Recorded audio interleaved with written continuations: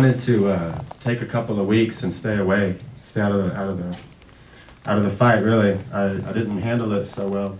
And I called him that night. We were talking, and he told me to call him back. And when I called him, a police officer answered his phone and asked me whose phone this was, and I said, "Uh-oh." So that hurt, but I'm going to tell you a few things. I talked with some folks tonight from the sites, and we're all going to stand really strong. You know, our daily staff call. We've been calling each other all day. Hold on. Check it out. Andrew has spent thousands of hours working on his new site. And we decided, as he's reworking this site, we decided that we were going to go ahead with the launch anyways tomorrow. We've identified a new person to head the organization. I said person, I didn't say he or she, notice that. And, I'm not going to say who it is right now, but I'm going to tell you, when you know who it is, you're going to be very happy. And you're going to know that Andrew's mission and Andrew's work, as far as we go at the sites, is going to continue. And I know it's going to continue out there. So one of the things that I'm trying not to cry here, guys, I'm sorry. But Andrew found me because NPR and This American Life and the New York Times were attacking me. And he called me and said, "Thank you." And I said, "Thank you for what?" And he said, "Thanks for what you did." And I was like, "Are you joking, man?" Because I've been getting attacked for a year, you know? And he said, "Why don't you fight back?" And I said, "I do fight back. They don't print what I say." And he said, "We can print whatever you want on my sites, man. You can fight back." I was like, "Dude, if I start talking back too much, they're going to really destroy me." He said, "No, they won't. I'll jump in front of you, buddy." And so we started working together.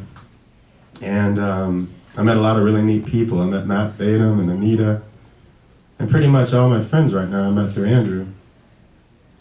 And one time we were talking about girls and women and love and everything, and we're drinking.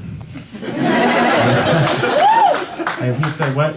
I said, "What's your biggest fear, man?" And he said, "Really?" I said, "Yeah, what's your biggest fear?" And he said, "I don't have any." And then he laughed. And he said, "What's yours?" And I said, "My biggest fear is that my little girl's going to grow up and believe this crap that these leftists say about me and think that's really her daddy." And he said, "That will never happen to you, Brandon Darby. Never." I was thinking about that the other day. I was talking to Larry Solov, Andrew's lifelong friend and partner, business partner. To clarify that.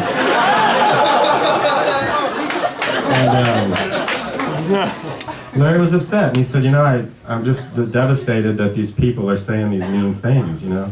And I said, "First off, Andrew wouldn't mind it." And he said, "Yeah, but his kids will." And then it occurred to me. And I was like, we need to do for him what he did for us. You know, we need to make sure that that leftist skewed version of who Andrew Breitbart is and what he represents in our movement is not the history that his little children read about their daddy someday. And that's something that only we can do. We need to fight back. We had the first battle, the first leftist smear job, left establishment smear job was against Rush Limbaugh today. The first one since Breitbart has passed away. And we didn't handle it too well, folks, you know? And they know that. They're taking advantage of the fact that we're mourning. And that's why they're going after our biggest folks right now. But we need to mobilize, and I promise you tomorrow evening, when you go to the bigs, you're going to see something that Andrew worked on for thousands of hours.